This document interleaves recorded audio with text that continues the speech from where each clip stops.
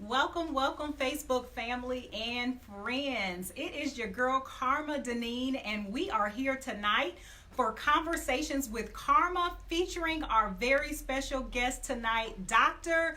Zaria Davis. I am. This has been a long time coming. I know. First of all, a long time coming. We're supposed to have this conversation. So I guess we were just supposed to have this conversation on this platform. Yes. I had no idea that God would call me into Conversations with Karhma. We were going to do, actually, at my book club meeting, actually have you come in and talk to our guests. But we met about, 2 years ago? It's been 2 years. It has been 2 years ago. Wow. So I see people that are jumping in. So we're going to say hi before we just start talking tonight. Hey, everybody. Thanks for tuning in. I see my sister tuning in tonight.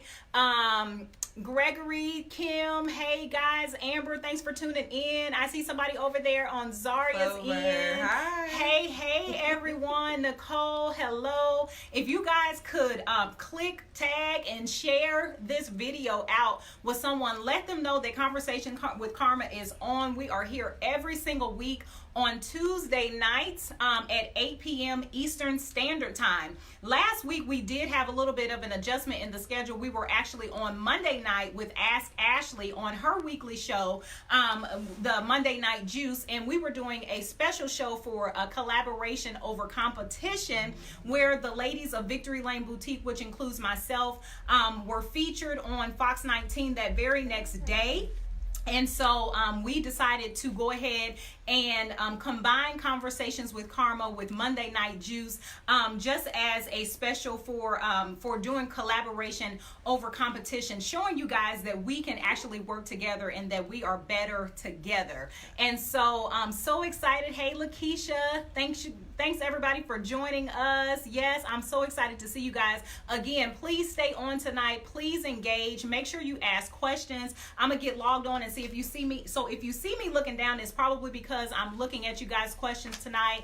And so we are going to go ahead and jump right into the conversation. Again, like I said, I'm so excited about having Dr. Zaria Davis. She is on the move, moving and shaking and moving. And I'm just like, wow, because when we first started talking, it was like a drought almost. I mean, you just were getting back into the groove of things, wondering exactly which direction you were going to be going into, kind of starting a new position in Lincoln Heights, right? Yes, which is my hometown. Woo woo! Shout out to Lincoln Heights. Shout out to Lincoln Heights. That's my adopted family. Yes, adopted family. I think it just becomes one of those things when you get out there and start making connections with the community. And so you were actually working with what agency at that time? I was with Lincoln Heights Outreach for the last 2 years. Okay, so she was the executive director at the Lincoln Heights Outreach Program. And so shout out to those guys over there in Lincoln Heights for providing social services to the community. And so we have something in common, a licensed social worker, you the PhD,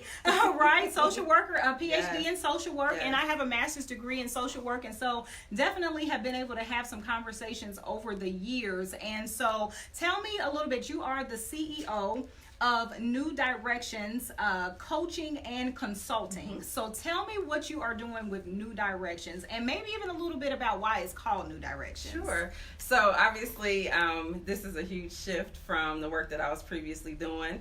I was a clinical social worker for 2 decades, and due to life changes, knew that I personally had to go into a new direction, and I actually had a dream about the name and a vision of what kind of my logo looked like, and just decided on that name, and really excited about the work that I'm doing with that, because it's around working with nonprofit organizations that are doing criminal justice work nationally. Okay. So I'm working with a group out of New Orleans, Louisiana, Operation Restoration. That organization is doing some awesome work locally as far as programming, but they also do policy and advocacy work. So I'm working with them on that side of it. I'm working with the Unlock Higher Ed Coalition, which is really working hard to reinstate the Pell Grant in our prison system, as well as ban a box of college applications and removal of Question 23 from the FAFSA. So that's a collaborative group of various nonprofits and organizations throughout the country. And so I'm really enjoying the work doing that. And then as far as my other contract, I'm working with the organization called From Prison Cell to PhD, and they're based in Baltimore, Maryland. But their program, From Prison to Professional, is actually a national program. And the person that started that has an amazing story of his own. And I'm just really enjoying working with that organization. I'm working with them as far as the leadership development piece for the people that are in the program, our scholars, as well as connecting our scholars with mentors who are also formerly incarcerated, who have obtained degrees or are currently working on higher levels of degrees. Okay, awesome. Yes. And so you guys might be wondering, why this particular topic tonight. If you did not know, this is just kind of one of my things. Has always been I would say a burden for me, myself, like from being from Lincoln Heights. I just think it's something that God gave me, wanting to work somehow in the prison system or be able to reach out. I actually got my social work degree to be able to work in the prison. At that time, my husband was like, not happening. I don't think so. And so I decided that when I do get into that arena, which I would love to do more work with the ministry and be able to go in. I'll probably go in that capacity, but also working with reentry programs when they return home, which is huge. And so you're doing some of that around education, and then also educating the community on voting rights, right? Tell me tell our audience today what you just told me about the myth or the misconception around whether you can vote or not if you have a criminal record, a misdemeanor, or a felony. So a lot of times people are told that if you have a felony record that you cannot vote, and that is even post-incarceration. So they think, I'm on probation or I'm on parole, I can't vote. But actually in the state of Ohio, once you've done your time in prison or jail, you are eligible to vote. So I'll repeat, you are eligible to vote. Misdemeanors, you can vote. So I actually just posted on my personal Facebook page from the our Board of Elections what it says about that, because a lot of people are being misinformed. So our goal is to get people registered to vote so that they can vote and have a voice. So a big piece of that is I work with a group, it's based out of Oakland, California. It's called All of Us or None. And so we recently started a chapter here, and that's one of the main pieces that we'll be focusing on for that chapter is voter registration and also voter education. Okay. So getting people knowledgeable prior to going out and voting, and then encouraging them to get to the polls and vote. Right. Okay. So if you have a misdemeanor, you can vote while you can vote, period. You can vote, period. Yes. Incarcerated or not. And then if you have a felony, once you have served your time, you are able to vote. Can somebody please put that on the screen for me? You are able to vote. And this is, all you have to do is go to the Board of Elections and click on the link. You can go to the Secretary of State. The information is available. I just think that, unfortunately, word of mouth, and in a lot of states, people cannot vote. Okay. And so I think that there's this general statement across the country like, if you have a felony record, you can't vote. Okay. But the reality is, here in Ohio, as long as you are not incarcerated serving your time, you can vote. Okay. All right. So you can vote. And so, again, we're talking about this topic. First of all, is getting close to election time. It's so important that we get out and register to vote. Also, like I said, this is an area that's a passion of mine, as far as just educating and being able to advocate for those that have been incarcerated and served their time. And then I think it just doesn't really hit home until it hits home, right? Definitely. It's not important. You probably like, what's Karhma talking about tonight? Why are we talking about this? What does this have to do with anything? It has a lot to do with a lot of things, especially when, there's just so much going on, especially surrounding killing,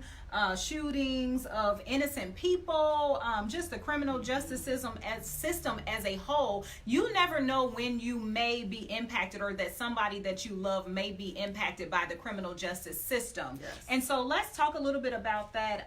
You said that you were in clinical practice for about 2 decades. Yes.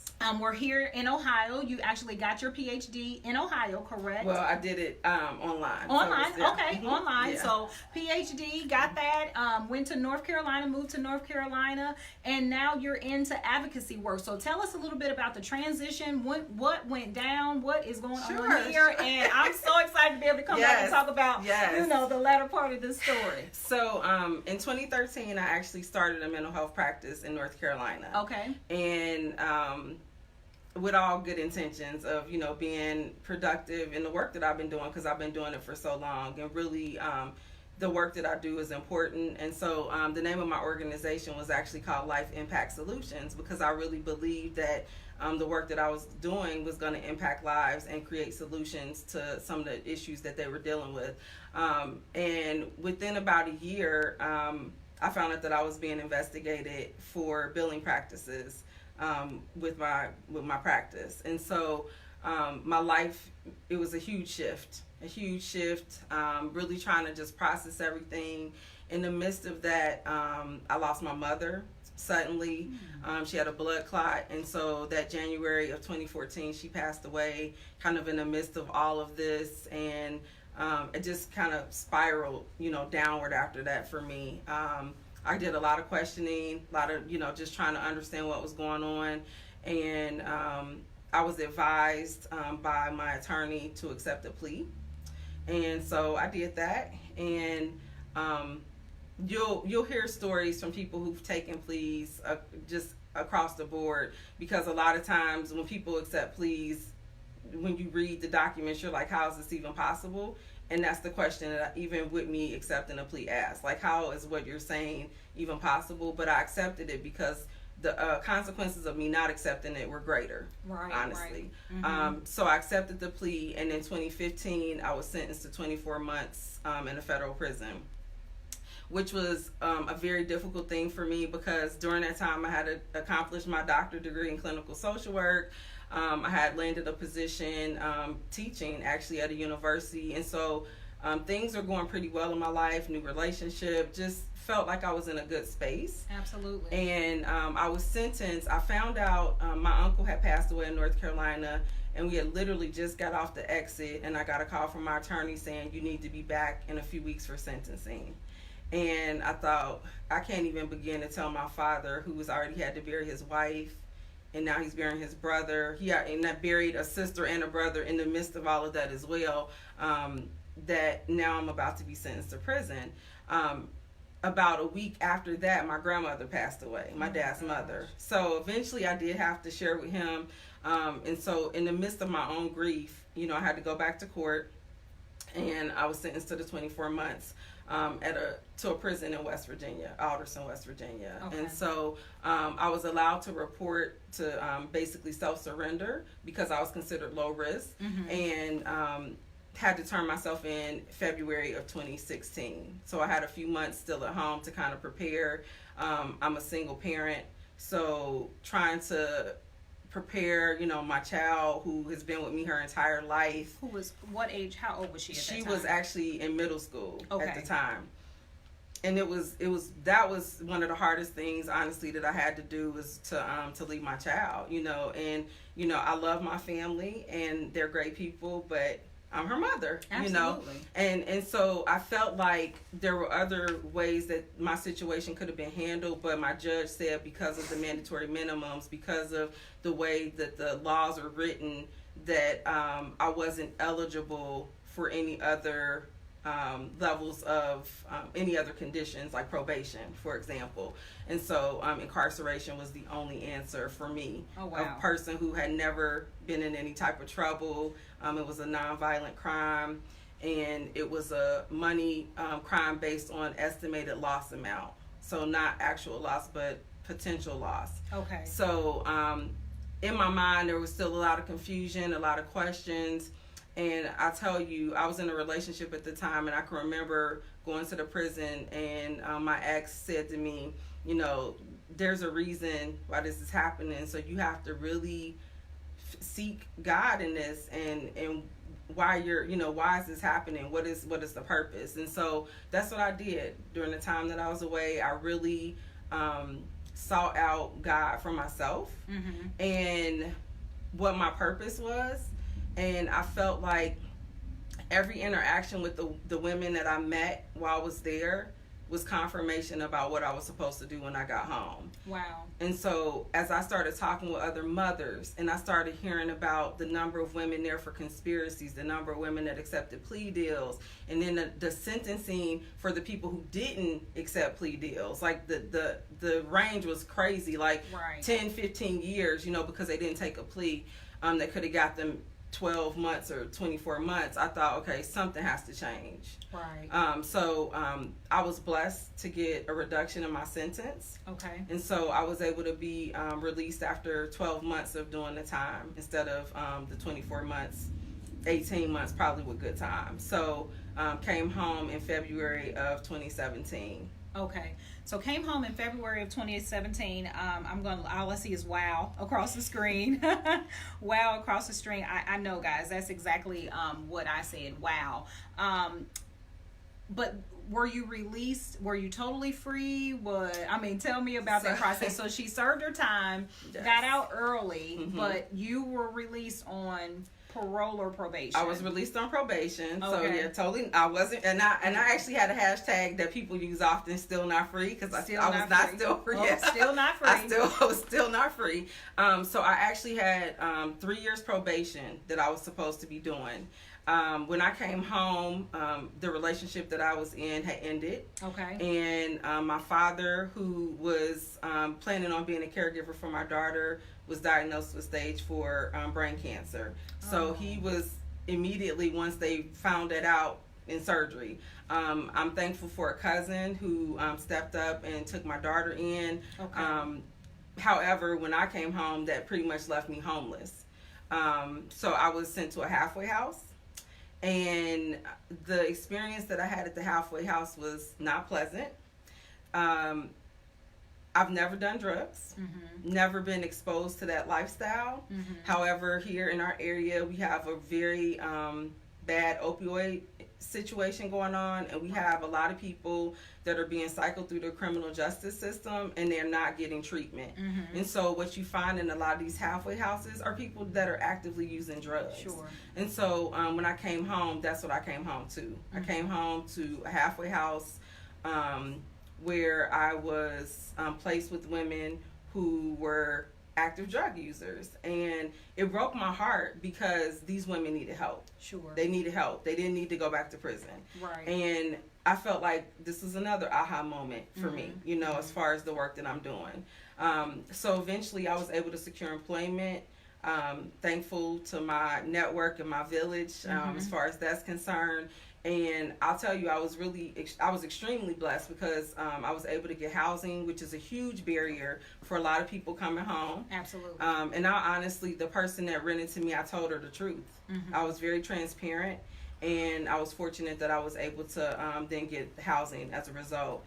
And then, honestly, I came home in February, and by April, my mentor, who was working out in Lincoln Heights, was the person that opened the door for me to be able to be in the position that I was in, to step into the role as executive director out in the village. Wonderful. So was that your mentor prior to?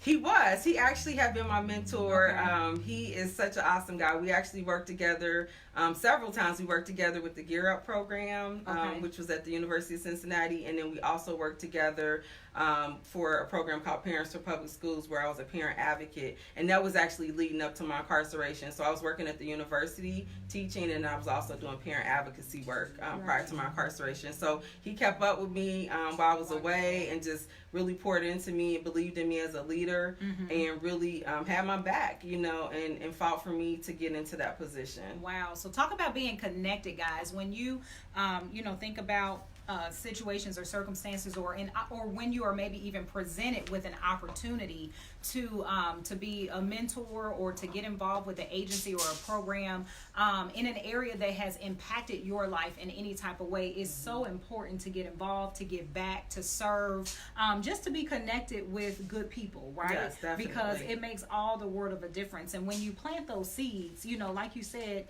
you started your practice to help, to be a light, to the world, to be able to help other people to go in a new direction. And there came a time when you needed that same type of assistance. And I think there comes a time in all of our lives. That's why we are not to, to look down on anybody, because at any given moment that could be you. Yes. And so you never know when the tables could possibly turn and it could affect you or someone again that you're very close to and that you love. And so came home to being homeless, came home to your father being critically ill, your daughter having to move in with a family member, having to go to a halfway house that were not the best of conditions, exposure to types of, things that, was a population that you were used to working with, right? But not, right. Not, not in that way. Not in that way, right? Yeah, not in that way. To get them, to get them the help, and then there you are, living with them. How did that impact your relationships that you did have? I know you said you were in a relationship prior to. You didn't say you were in a relationship when you got out. No. Things weren't the same. No, right. So things weren't the same. How did that affect your relationship with people? And then how did that really impact your faith and your relationship with God? So honestly, everything that I went through, I felt like my relationship with God actually strengthened. Okay. So without getting into tons of details, there were just things I learned about the relationship when I was incarcerated that I knew that it wasn't gonna, work out. Okay, just wasn't gonna be the same. Yeah, and so, but I felt like God showed me that prior to me getting home. Okay. So I didn't walk into something and be worse off. Okay. So for me, I felt like everything that I was going through actually strengthened my relationship with God and really taught me to trust Him more and to honestly pray about discernment. My cousin, when everything happened, she told me, I just pray that God gives you the ability to discern, because you are just such a giving person, and you are the type of person that just takes everybody in and just loves on people, but you have to understand everybody's not for you. Right. And another good friend of mine said to me the same thing. She said, a person could be 99% wrong, and you'll try to find that 1% in that person. And so I had to really learn about trust. Okay. And not just trust of other people, but within myself, and trusting God. Okay. In this space. And so I feel like my prayer daily is that God removes the people who don't need to be there, and He puts the people in place. Okay. And I say Proverbs 3:5-6 daily. And so I just trust in that space and that in my walk that, God is doing just that. And so there have been people who were there in the beginning who are no longer there. There's some people that are still there. And then I've been blessed with, I tell people, like a whole new family, yeah. in this work. And so, and people who I just know are genuinely interested in the work that I'm doing. They're invested in me as a person, as a mother, as a leader, just all around. And so I've been I feel really blessed for the people that I've come in contact with and just where God is leading me. I really feel like I'm walking in my purpose at this point.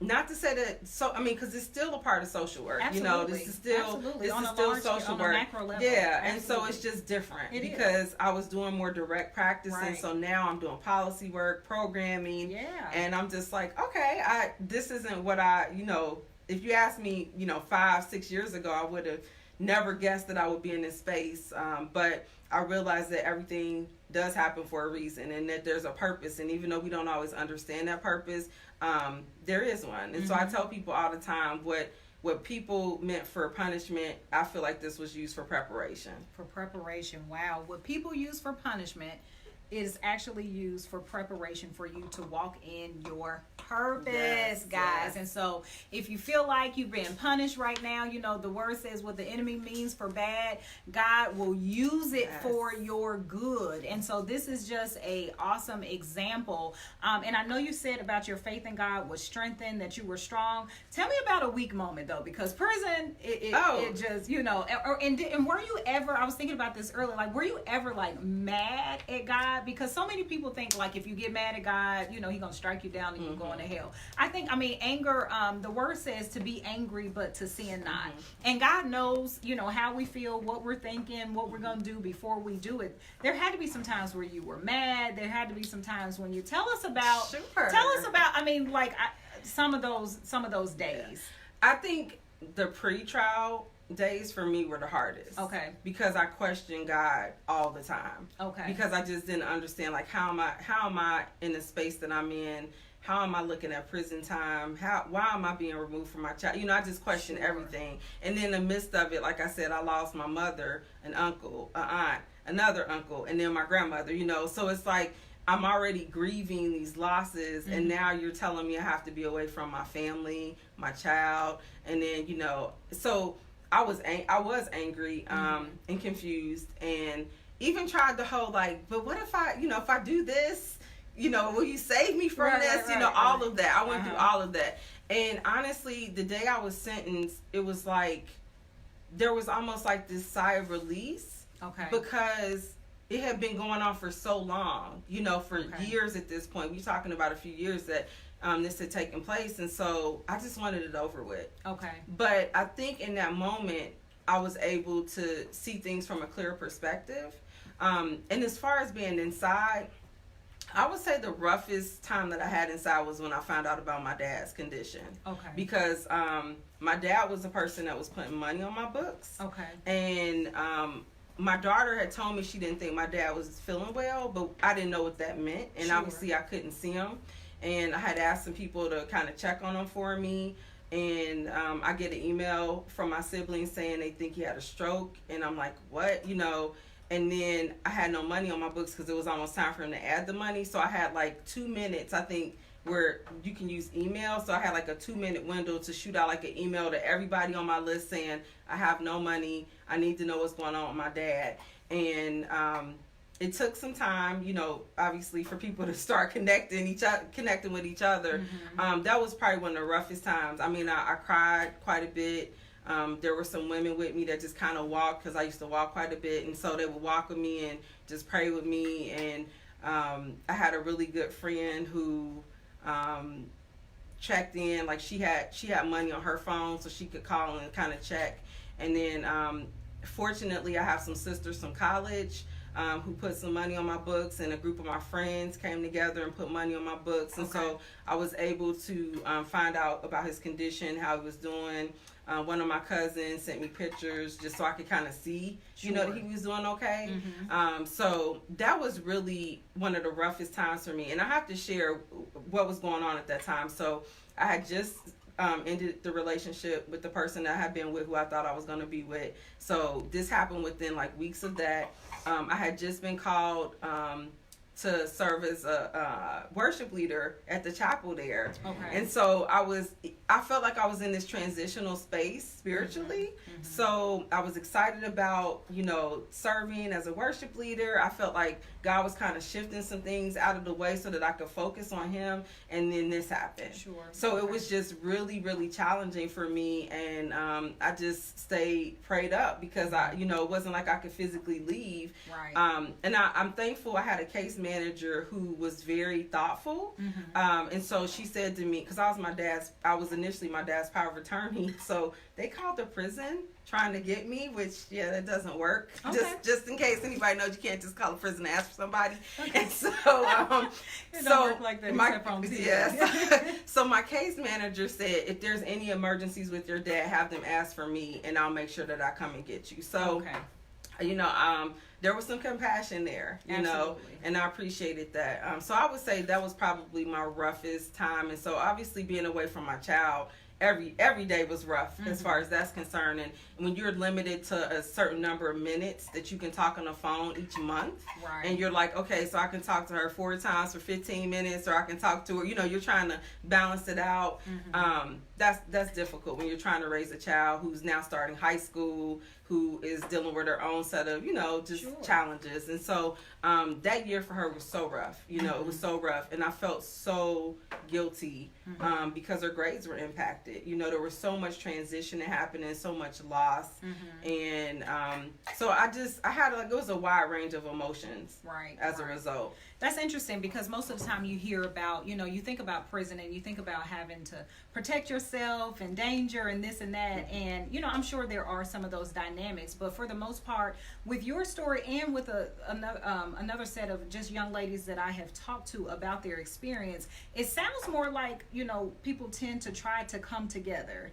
to build a community, to build, to build each other up, to support, to help out in any type of way. So it was that would you say? It is a community. It's definitely a community. I think that even with the work that I do now, when we're talking about the Pell Grant, for example, we talk about the impact that everybody being able to have education has on the culture of the prison, because a lot of times people are saying, well, this population shouldn't get it, or this population, but what people don't understand is within that prison culture there is a sense of community. There are people who are in leadership roles. There are people who kind of mentor other people. There are people who look out. And so when I was going through my situation, there was a young lady who came in actually at the same time, but she had been incarcerated a lot longer. She was just at a different prison and transferred in.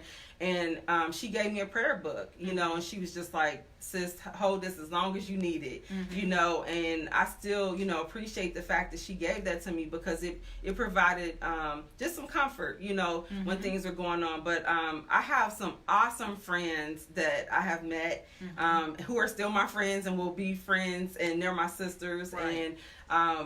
And I would do for them like I would do for anybody else that's been in my life. If they needed something, I would definitely be there to support them.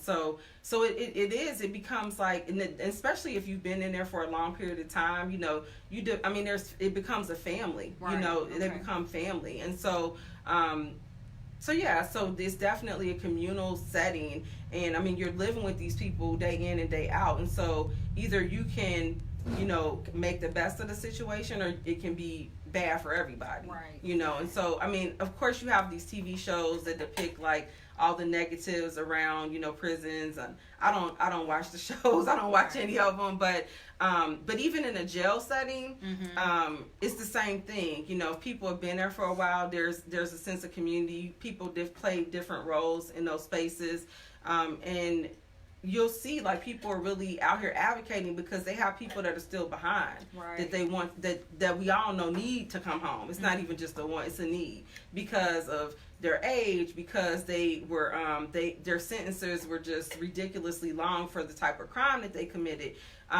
You end up meeting all types of people, but the one thing you realize is that they're people. They have families, they have spouses, they have friends on the outside too, people that really need them. And I feel like our system is not really set up for second chances, but it should be. Right. And so what are you, let's talk again and shift back into the work that you are doing and the work that you want to continue to do or go into that maybe you haven't gotten into yet, to give people second chances. And what are some of the barriers that you've seen, like when you were released, or that that exist, and what can we do about it? So the one thing that people don't understand is that when you're released from prison, you still have a record. You still have this felony record. So barriers to employment, that's a key piece. So people are like, oh, you're home, you can go get a job. It's not that simple. Right. There are actual employers that say like, we are felon friendly. They actually market themselves that way, because a lot of companies do not hire people who have felony records. Housing. There are a lot of barriers to housing, because whether it be management companies, whether it be private owners, a lot of times they do background checks, and so certain crimes will make you ineligible for housing. And I know our Office of Reentry just started a program with our metropolitan housing here. Okay, that was actually my next question. So they just launched a program. I just got the email this week about. And I don't know the specific details, but they do have a program. It's the Office of Reentry, Hamilton County Office of Reentry. So if anyone's interested, there is a housing component that allows people to be able to live in public housing. And so they can get more information about that. Other barriers, a lot of times people don't have things like their ID. Without an ID, you're very limited in what you can do. So obviously, even if you get a job, you can't open a bank account. there's just all these different things. And then there are the bigger things, like you can't serve on a jury. And then in our state we can vote, but in other states people can't vote. So and in some places you can't hold offices. So there are a lot of what they call like collateral consequences or sanctions that are in place when you have a felony record that a lot of times people don't think about. So it's really like a life sentence, you know, because you get home and you're free, but then you are constantly walking on eggshells. And then if you have probation or parole for any lengthy period of time, you know, for any little thing, and depending on who you're dealing with, you could be, you know, pulled up for what they consider like a violation. Sure. So I was fortunate, and I tell people this was definitely a God thing. I was supposed to be on probation until April of 2020. Okay. And in February of this year, I got a call from my probation officer saying that my probation had been terminated early. Oh wow! And it was because a blessing. That situation was a doozy for a minute, right? Yeah, it was, and I had actually talked to my probation officer prior, months before that, and it was kind of like, no, it's not going to happen. Okay. And so when I got that call, and then I waited for the letter, because even though I got the call, I was like, I will wait for the official letter. Get it in Once writing. I got that letter, I just cried, because being able to be off probation allowed me the opportunity to travel and do the work that I'm currently doing. So it opened up so many additional doors for me to do this work, where it wasn't just about doing, local work is definitely important to me, being here in Cincinnati, but it allowed me to be able to span throughout the state, because prior to that, I was only able to go within a 275 loop and then up to Columbus. That was like my travel range. Wow. So it was like anything outside of that, I would have to get permission. Right. So, you know, obviously that poses challenges, especially in the work that I'm doing. And for people that know me, the amount of travel I'm doing now, yeah, that wouldn't have worked. So, so God opened that door for me to be able to now move into this space. Right. So you went from being only able to travel pretty much in the 275 loop because you were on probation, and up to possibly Columbus, to being able to travel anywhere and everywhere you want to. So you're saying to me that having a felony does not have to be the end of the world. No. Does not have to mean that you can't make any money. Does not have to mean that you have a life sentence in the streets, because you started your own company, New Directions Consulting and coaching. Yes, consulting and coaching. So you started that, and you have actually been hired by several organizations to do advocacy work. And so, was it a traditional process, or tell us about how, like, were they looking for someone that how did that work? So the first opportunity actually came about with Operation Restoration, because I happened to meet one of the co-founders. I actually was talking with one of the co-founders and thought she was speaking at a conference, and then the other co-founder actually ended up being there. So we met, and I have been talking with them because they have an awesome reentry program for women in New Orleans, and so I'm really interested in doing that here in Cincinnati. Hold on a second. Can we back up? Yeah. First of all, how did you even get in these conversations? So there's some steps that you kind of have to take, right? Because I want to make this. One thing I'm about is making it clear and plain, because a lot of people, you know, tend to hang in the same spots, do the same thing, keep the same type of company, you know, kind of get down, and there are some real challenges. Oh yeah, and you face some very real challenges. However, somehow you ended up in these spaces where you were exposed to broader and better things. So tell us about how you kind of navigated that path. So I was fortunate that when I initially came home, I kind of shared what I was interested in doing with family members, with friends.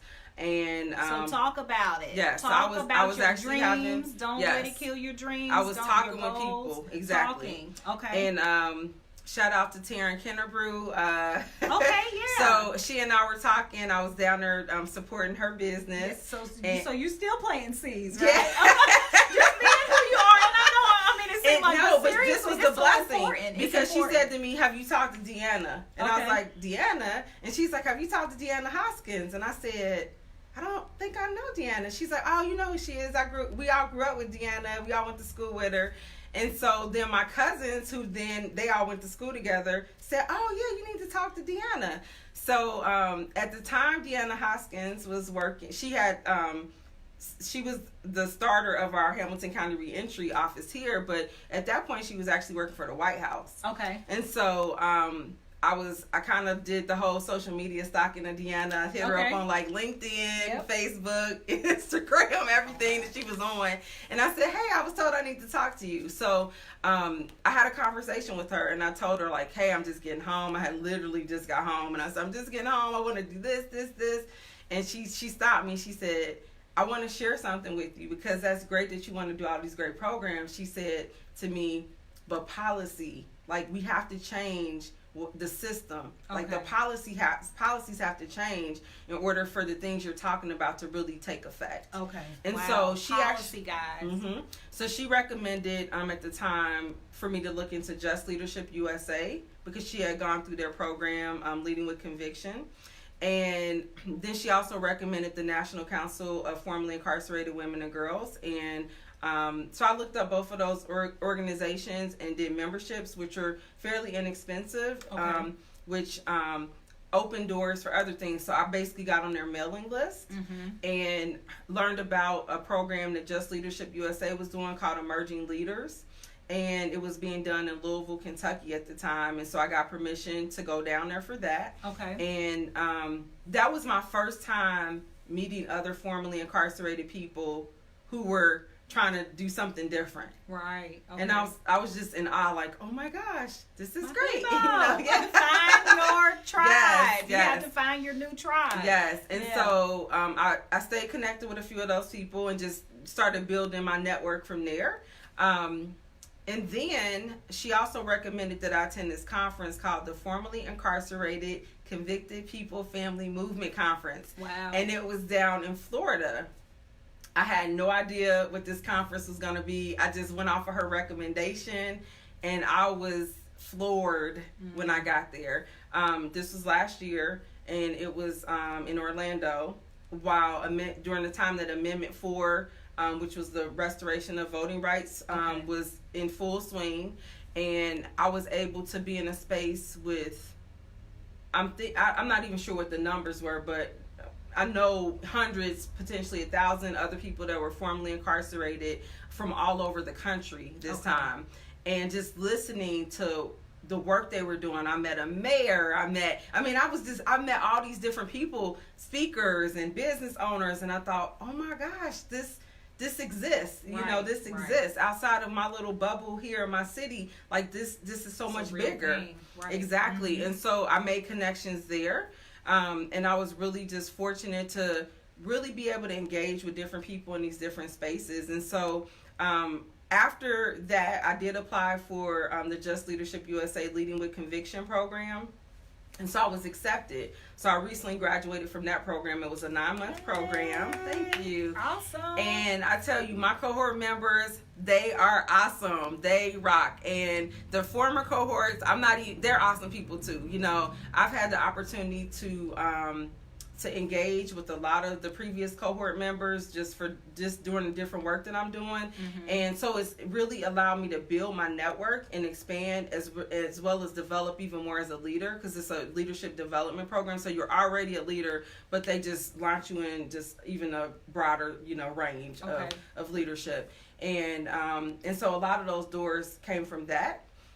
In addition, I think that because she put that seed about policies in my head, the reason I reached out to the co-founder that I mentioned is because she was speaking out about a law that was about to go into effect, the First Step Act. And I had a lot of questions because, again, I'm kind of new to this, so I'm trying to understand like the policy, the effects of it. And so I started reaching out to different people in this space to say, what are your views on it? Like, and why do you feel that way? What are your views? And just asking everybody I possibly could. So that's how she and I connected. We connected because she had a Facebook Live talking about it, and I reached out to her afterwards and just said, hey, this is who I am. Absolutely. And I'm interested.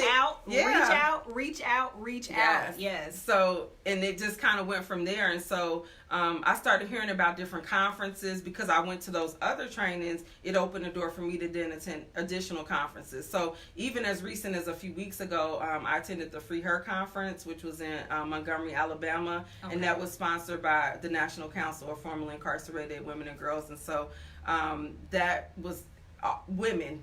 So it was all women formerly incarcerated, again, all over the country, doing their thing. And it was just amazing to be in that space, because it makes me realize that it's not a competition, as you talked about a little earlier. Sure. Like, there's so much room for us to be able to work in these different spaces and to support each other in the work that we're doing. And being in that space just confirmed it for me. Absolutely. Listening to what people are doing in their different cities and how they're, having an impact was just beautiful. So I've been really fortunate. And then I also want to mention that because I'm interested in doing the reentry work with women, I was blessed by Susan Burton out in California to train with her personally. And that happened a few months ago. Okay. And that was such a, like, when I got the call, I was just like, oh my gosh, this is Susan Burton calling me, invite me to participate in this. And so my goal is to take the model that she has, her organization, A New Way of Life, and take some of the things that I learned from Operation Restoration and bring those things to Cincinnati to support women who are coming home. Awesome. Yes. Just good stuff. I mean, we don't get to choose the cards that we are dealt sometimes.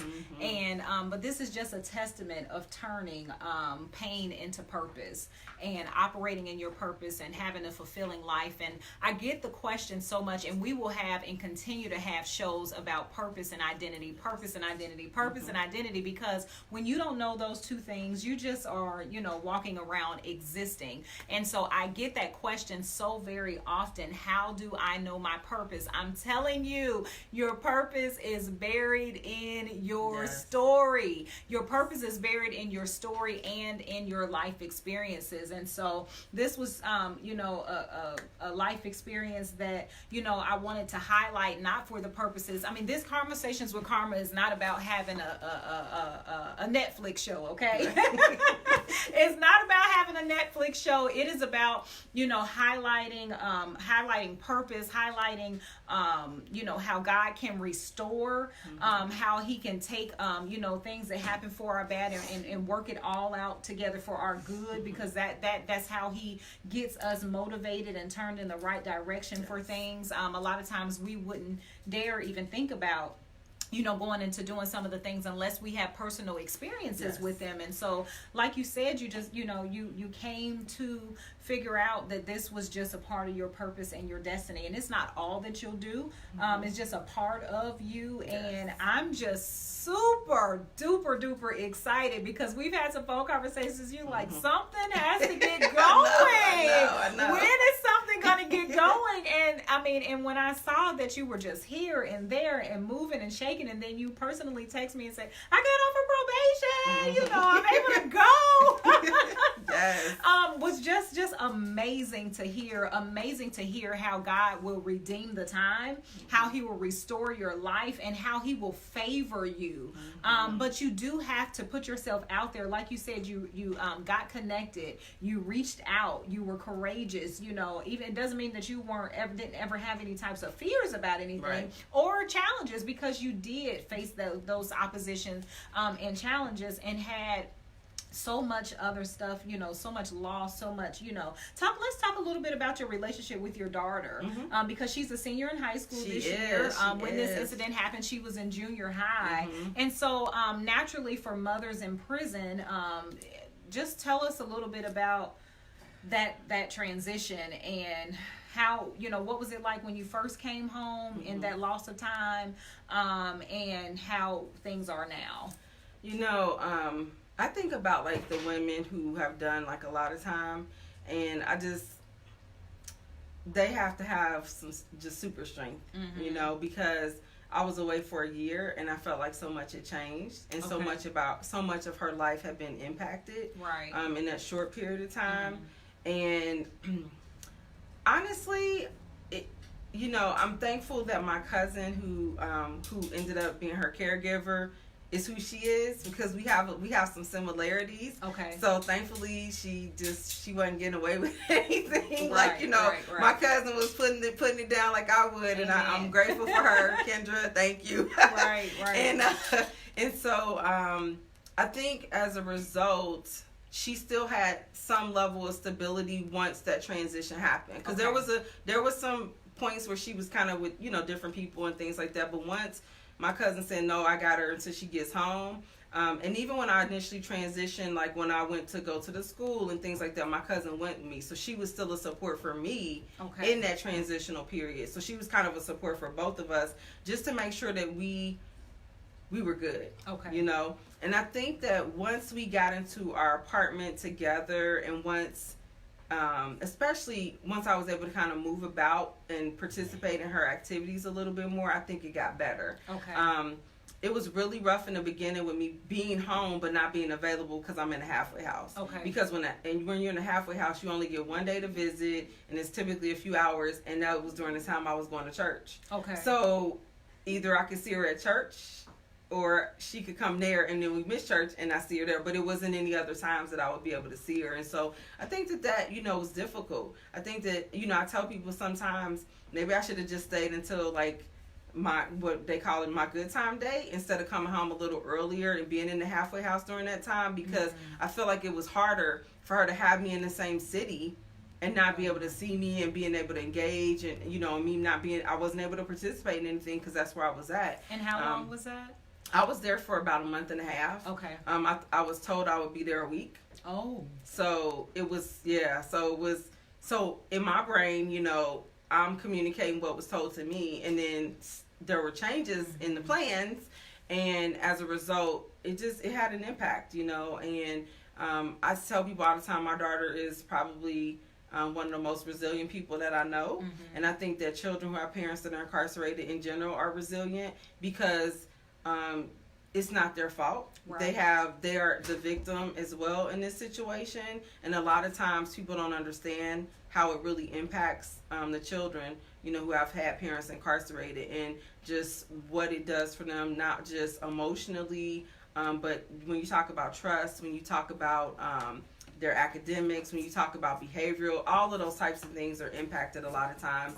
And I think that the challenge is how you transition, how that transition is when it's time to come back home. And so I really tried to, I would say, make things as normal as they could be, if that is, thing. if that's the thing, even though I'm saying at any point in time a probation officer could stop by our house, so keep everything clean and things like that. So she had to kind of adjust to my new lifestyle, which didn't necessarily need to be hers, but it became hers because of what I was going through. Right. Yeah. So I think that as we are now in senior year, she is a very strong young woman. I'm super proud of her because her grades suffered during that time, but she really worked hard and stayed focused. Despite anything I could have said or cheered around with, she was like, no, Mom, I know I got to get this. Right. And so I just really applaud her for just who she is as a person. Wow, that's awesome. That's awesome. So just looking forward to, and again, not only did that push you into a new direction and into purpose, that circumstance she'll never forget, and she'll be able to have a level of compassion, for not necessarily to say that she'll go into any of that type of work, but she will always have a level of compassion, for people that she meets in, certain types of situations where they may be experiencing transition and loss. So yes. Awesome. So we are getting ready to wrap up. I just wanted to ask you for our viewers today, if they are, if you are or know someone that is facing a challenge right now with reentry or transition, or just being released or about to be released, just kind of with housing, resources, need to go into a different direction. What are some of the agencies that you know of in the Cincinnati area that have been a benefit or have been impactful, that maybe you can give some resources to our audience? And James, we're almost ready for you to hit the finish button. So I would just say you can start obviously with the Hamilton County Office of Reentry, and reach out to them. They can help you get connected with some different resources and services. The Free Store Food Bank, they have some awesome people down there that assist. St. Vincent de Paul was actually helpful, very helpful for me, and there's some programming that they have that's available as it relates to employment. There is a group of businesses called Beacon of Hope, and I know that they are second chance employers. Okay. Obviously, Lincoln Heights Outreach will. At one point, we had a partnership with the Office of Reentry, but there are different services as far as like clothing, if you need assistance with food, those types of things. Employment, there's an employment program there as well. I would also, I have to say, Dress for Success for the women. Okay. I was a very active participant in Dress for Success here in Cincinnati, and I'm actually now a board member. Oh, wonderful. So my participation coming home actually led me now into a space on the board. So Okay. Dress for Success for women, the Urban League, I know they have some different programming that may be available as well. And then there's some other programs that are out there, and if people, I'm always open for people to reach out to me. Okay. Again, we have our chapter of All of Us or None, which is led by formerly incarcerated people, and that's an advocacy organization.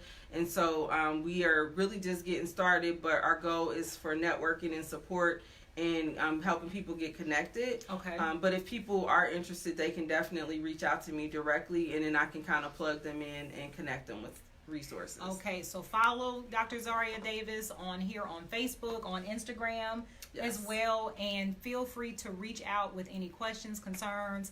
If you want to get involved, if you would like to participate, if you would like to support any kind of donations financially, everything takes money, y'all. Yes, Everything yes, takes yes, money. yes. And so if you would like to invite her as a speaker on a panel, a brunch, a conference, or anything of the sort in a school setting, or there's some alternative schools, or I think it would be awesome, for you to share your experiences and your story and just some resources.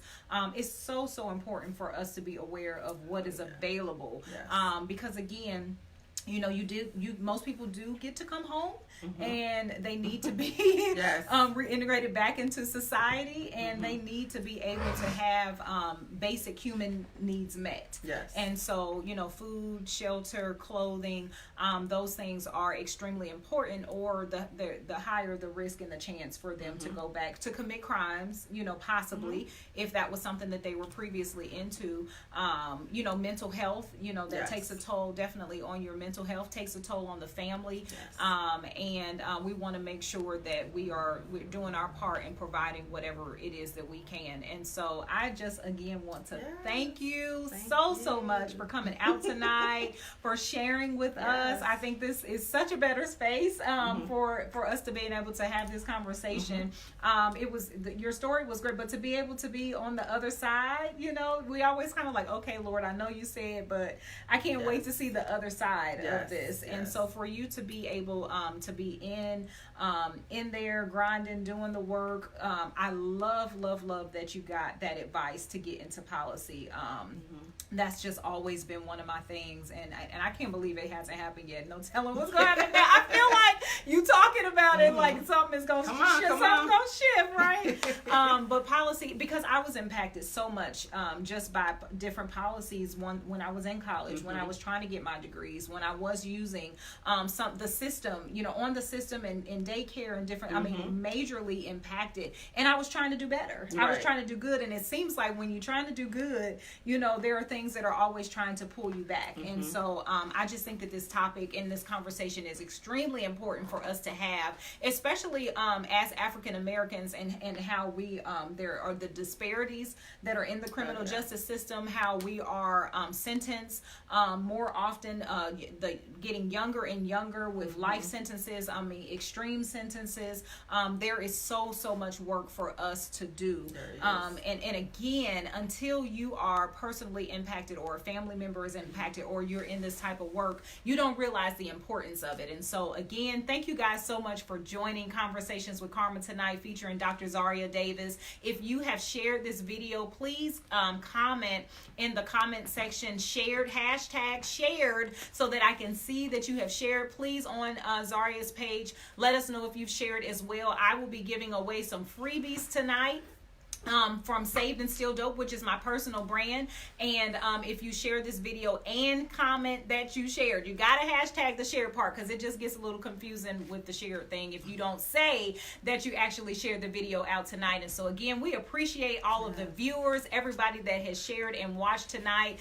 So excited that you guys are here and that we are able to have these conversations to make a difference in our community and kingdom. Again, we are having kingdom conversations so that we can impact each other's lives individually and on a large scale. And so we'll continue these conversations as long as I pray for me, y'all. Pray for me about this, because I'm telling you, when you're on assignment and in assignment, it's not easy. This doesn't just start when I hit the go live button. There's a lot of preparation and sacrifice behind the scenes. But again, like I was told today, that if you were called to it, you're going to be anointed to go through it. And so just keep us in prayer, all of my guests, myself, our families, that we are covered to continue to do the work that we were created to do, which is go out into all the world and to share our testimonies and to share the goodness of God, and to give him glory, because he definitely makes sure, the scripture, he says that all things will work together for the good to those that love God and are called according to his purpose. And so we had purpose before we were even formed in our mother's wombs. It doesn't matter what you've been through. It doesn't matter what's happening to you right now. You have a purpose. And so continue to watch, continue to share. We'll see you guys next week. On next Tuesday, we'll be here, same place, same time. Thanks and shout out to Victory Lane Boutique for sponsoring, and Classy Chick Shoe Boutique for these cute little slides on tonight. Just got to plug in my girls there. And so again, thank you all for watching, and we'll see you next Tuesday night. Bye-bye. Thank you. How do I end it?